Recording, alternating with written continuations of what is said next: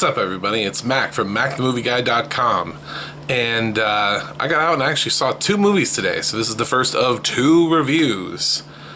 One of them is a week late, and one of them is, I guess, a day late. So this is the first review, and it is of War for the Planet of the Apes.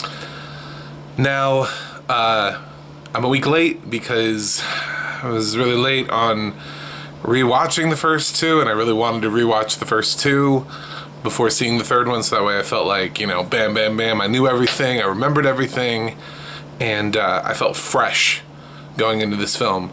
And it really, I think it made it better for me.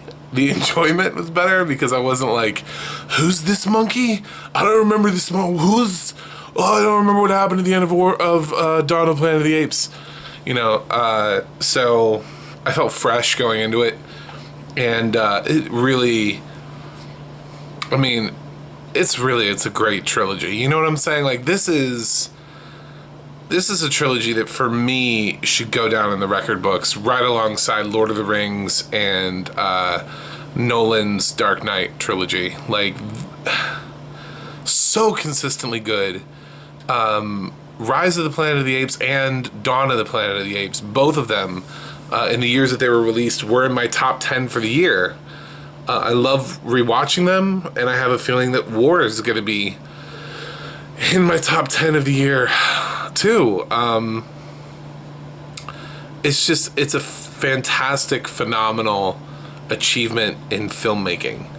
The realism of the apes in this film. There was a scene where Caesar had his cheek pressed up against a tree, and when he pulled it away, I could actually I could see the hairs. You know, like when your hair's flat and then you release it and it kind of like poofs back out. It did that, and you didn't really have to do that. I thought it was just such a little thing, you know. Such great visual effects, and the score in this film is breathtaking. I loved listening to the score of this film. I can't say that about many films, but like halfway through the film I was like, holy shit, this film is a really good score. It's really well directed. Every shot in the film looks great. Andy Serkis is acting his face off in this film. He is so good in this film.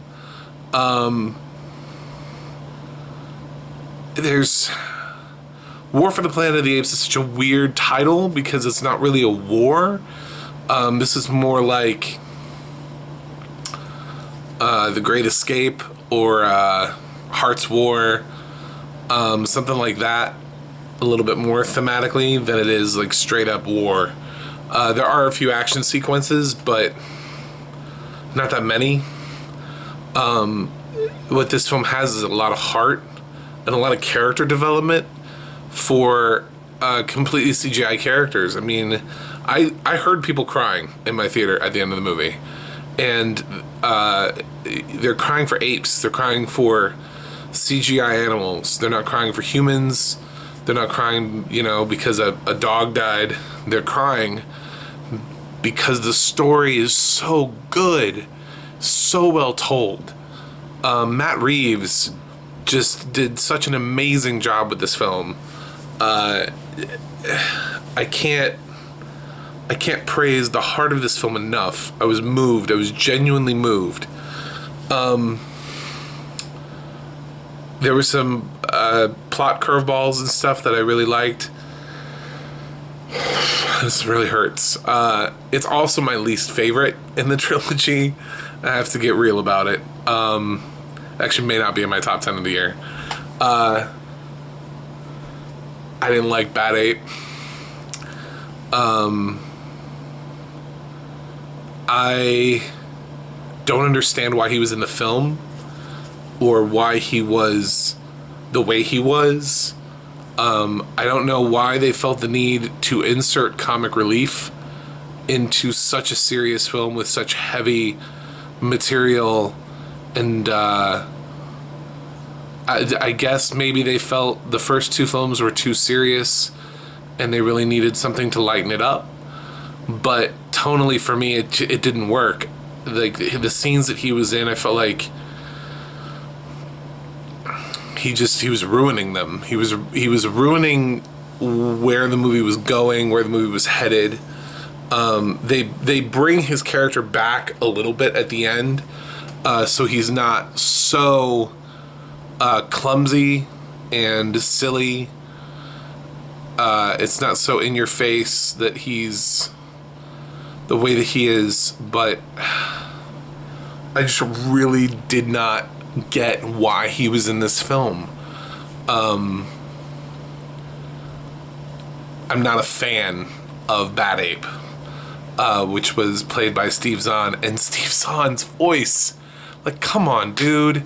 At least try to make it so that the guy, if you're gonna have a wacky character, maybe don't pick somebody with such a weird voice on top of it. Like, it was like a 1-2 punch. It's like you have a weird monkey and a weird voice, and like the audience was laughing and thought he was funny, but sometimes they were laughing in the wrong place. Like, they were laughing at things Bad Ape was doing in serious moments just because of the way that he was. Like, they put him in a puffy vest and they thought that was funny. So I think he took away a little bit from the movie for me. He was a distraction, and I don't understand it. I don't understand why there was a distraction in this movie. This movie was fantastic. If Bad Ape had not been in this film, and there was a different monkey taking up his storyline that was like a serious monkey, oh my god, this one would be amazing. A+, hands down A+, because literally my only concern is this one character, this one thing that just comes in the film. He's completely out of place, doesn't belong there at all. And yeah, so now War for Planet of the Apes is my third favorite film in the Planet of the Apes series. There's still a lot that I love here, and god damn it, can we please nominate Andy Serkis for an Academy Award? He's so good.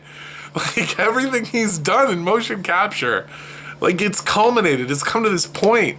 Like, you really feel Caesar as, like, if that was a human being, I think we'd be talking about an Oscar nomination. Like, if Andy Serkis was standing there without hair on him and moved you that way, I feel like he would have been nominated by now. But because people see an ape instead, he doesn't get nominations. So, War for Planet of the Apes, it's out now.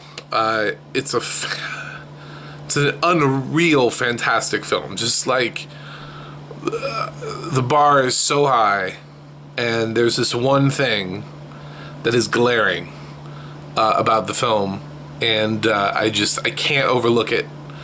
I hated everything about Bad Ape, but I loved everything else about the movie. Everything else about the movie. I have nothing else bad to say except Bad Ape. Swap that character out and you have yourself a perfect film. So I know some people didn't mind him. I did. As a huge fan of the series, I've seen both Rise and Dawn multiple times. I felt he doesn't work at all in the trilogy, tonally. He's tonally out of place for not just for War, but for the entire trilogy. There's nothing that matches him. Tyler Labine's character is more serious than Bad Ape from Rise of the Planet of the Apes. So I'm gonna go ahead and give War for the Planet of the Apes an A-. Yep. It didn't give out another A. I thought maybe I would. I think I said in my Spider-Man Homecoming review that I thought another A would be coming with War for the Planet of the Apes. I did not predict that Bad Ape would be as grating as he is. Yeah, I had to go with an A-. Like I said, I use A- because they're like near perfect films with maybe like one or two glaring errors that I just cannot overlook, and this is that film. Perfect film, one huge problem, but I still really loved it. Definitely, I think you should watch it. And maybe you'll like Bad Ape, you know? Maybe some people I think like Jar Jar Binks, too. So, he's like Jar Jar Binks of the Planet of the Apes franchise. So, did you see War from Planet of the Apes? If so, what'd you think? Don't forget to leave a comment. How would you rank the trilogy? For me, I gave both Rise and Dawn an A, but I would still do Rise, Dawn, War, 1, 2, 3. So, yeah. I'm going to be doing a review of Girls Trip here in a second. So, until then, peace out.